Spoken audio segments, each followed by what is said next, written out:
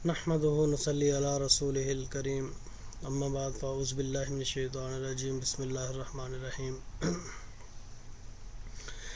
मेरे भाइयों, दोस्तों, बुज़ुर्गों, साथियों और इस्लामी माओ बहनों बेटियों, अस्सलामु अलैकुम व रहमतुल्लाहि व बरकातुहू। आज 6 ज़ुल्हज है। हज का मौसम चल रहा है और हज एक इबादत है, तो सोचा हज के बारे में कुछ बात की जाए कुरान और सुन्नत की रोशनी में। और एक वो चीज़ जो हम लोगों को, मुझे तो ख़ास तौर पर, मैंने बहुत कम लोगों को इसके ऊपर बात करते हुए सुना है। बहुत कम उलमा हैं जो इसकी अफादियत, इसकी माहियत, हज का जो मकसद व मतलूब है उसके ऊपर बात करते हों। मैं कोशिश करूँगा कि असल जो रूह है हज की, हज का मकसद क्या है, मतलब क्या है, वो तमाम मुसलमान भाइयों बहनों तक पहुँचाने की दुआ है कि अल्लाह ताला हमें हक़ बयान करने की तौफ़ीक़ अता फरमाए और उसके ऊपर अमल करने की तौफ़ीक़ अता फरमाए। नमाज, रोज़ा, ज़कात, जिहाद, ये सब इबादतें हैं और हज भी इबादत है, एक रुकन है इस्लाम का।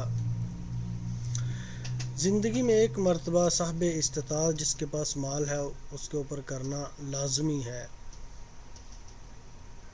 ये है क्या?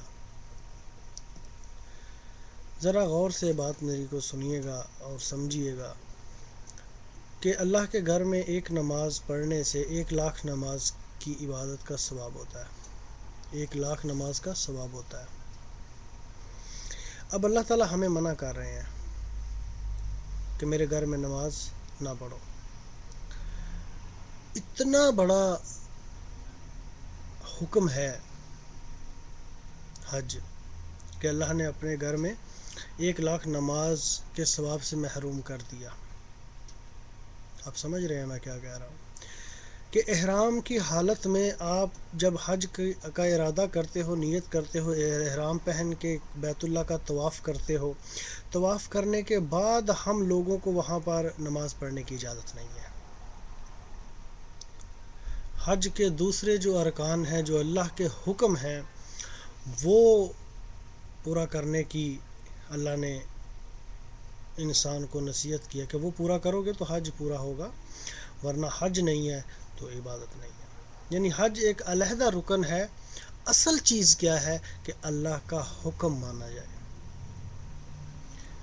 इबादत हम किस के लिए करते हैं? अल्लाह ताला की ज़ात के लिए। क्यों करते हैं? अल्लाह ने हुक्म दिया। हमें अल्लाह को अल्लाह माना, अल्लाह के नबी सल्लल्लाहु अलैहि वसल्लम पर ईमान लाए, तमाम अंबिया पर ईमान लाए, अच्छी बुरी तकदीर पर ईमान लाए, दीन फितरत पर हम उठे। हम इसलिए ये सब कुछ करते हैं। तो अल्लाह का हुक्म है, ये सोच के हर काम को जब हम करेंगे तो उसके अंदर इतनी ही बरकत होगी जितनी हज के अमल में होती है।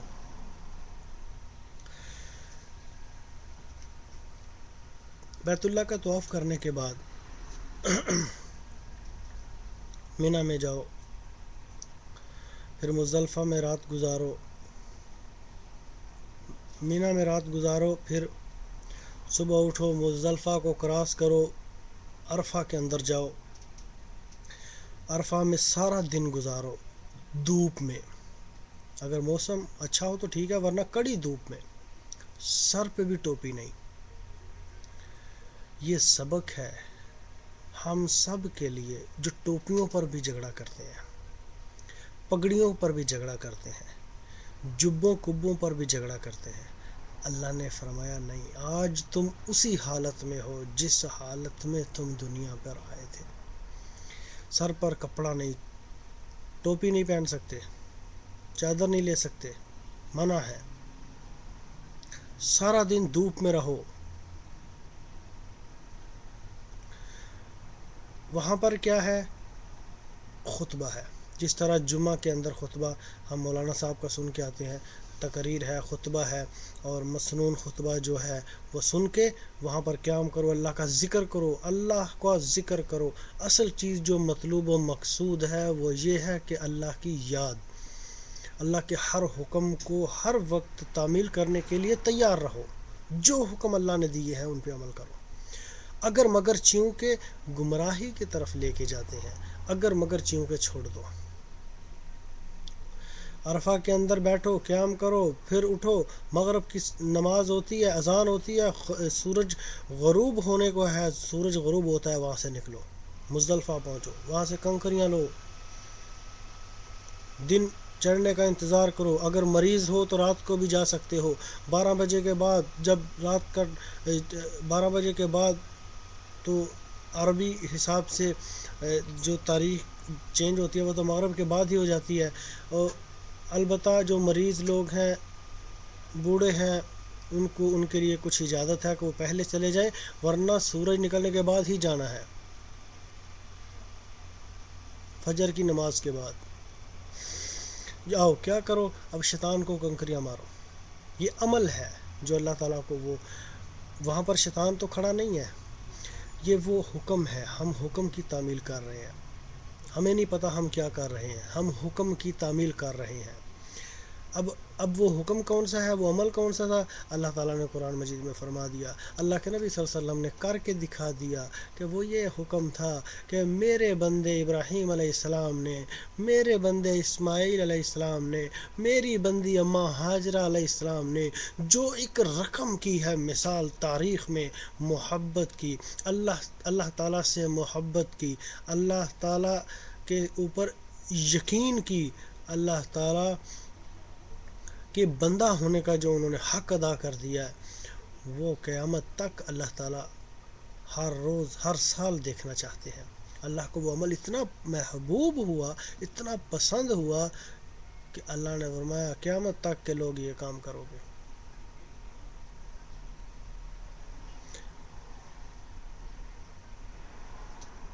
تو اصل چیز جو ہے اس کو ہمیں جاننے کی ضرورت ہے، اس کی روح کو سمجھنے کی ضرورت ہے، ہر عبادت کی روح کو سمجھنے کی ضرورت ہے۔ یہاں پر اللہ نے حکم دیا، اس حکم کے مطابق ہم تعمیل کر رہے ہیں، ہم ثواب کا کمپیئر نہیں کر رہے۔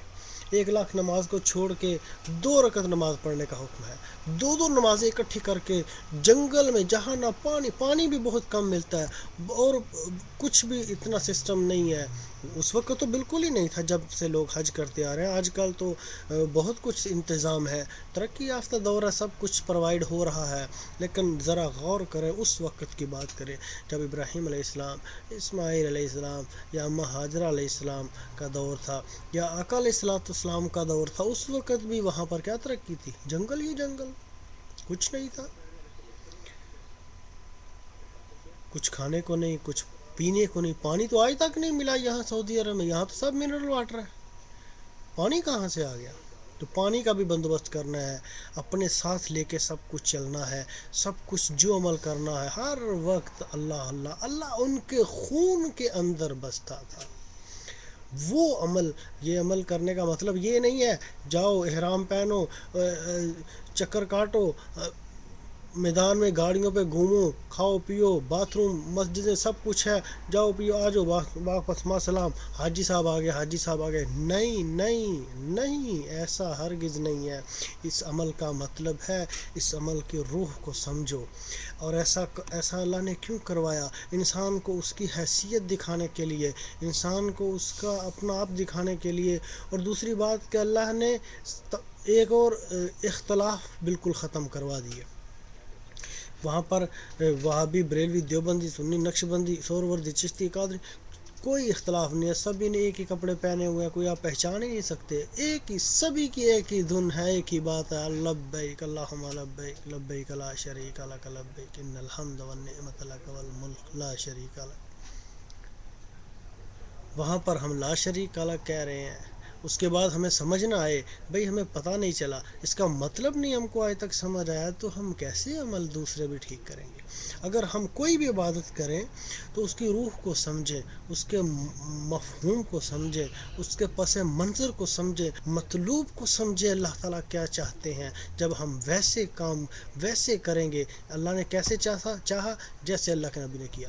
جیسے اللہ کے نبی صلی اللہ علیہ وسلم نے کیا ویسے اللہ نے چاہا، تو اللہ کے نبی صلی اللہ علیہ وسلم نے کیسے کیا ویسے ہمیں کرنا ہے، ویسے کریں گے تو ہمارا عمل، ہماری عبادت اللہ تعالیٰ کے ہم مقبول ہے۔ اگر ویسے نہیں کریں گے تو ہمارا کوئی عمل، کوئی عبادت، کچھ بھی مقبول نہیں ہے، تو کیا فائدہ ہم ایسے ہی ٹکرے مارتے رہیں۔ اللہ تعالیٰ سے دعا ہے کہ اللہ تعالیٰ ہمیں سمجھ کر جینے کی توفیق عطا فرمائے، سمجھ کر دین کو سمجھ کر اس کے اوپر عمل کرنے کی توفیق عطا فرمائے، قرآن و سنت کے مطابق اللہ تعالیٰ ہمیں سمجھنے کی توفیق عطا فرمائے۔ اسی بات کے ساتھ اجازت چاہوں گا کہ امید ہے انشاءاللہ کہ آپ کچھ نہ کچھ ضرور سمجھے ہوں گے۔ جو کچھ میں نے غلط بولا یا آپ لوگ نہ سمجھ سکے، اس کے لیے تمام قسم کی تعریفیں، اچھائیاں اللہ کی ذات کو لائق و زیبا، اور جو برائیاں اور کوئی غلطی کوتاہی مجھ سے ہوئی ہے وہ میرے نفس کی کوتاہی کی وجہ سے ہے۔ اللہ تعالیٰ میرے اوپر رحم کریں، اللہ تعالیٰ ہمیں عمل کی توفیق عطا فرمائے۔ وآخر دعوانا الحمدللہ رب العالمین۔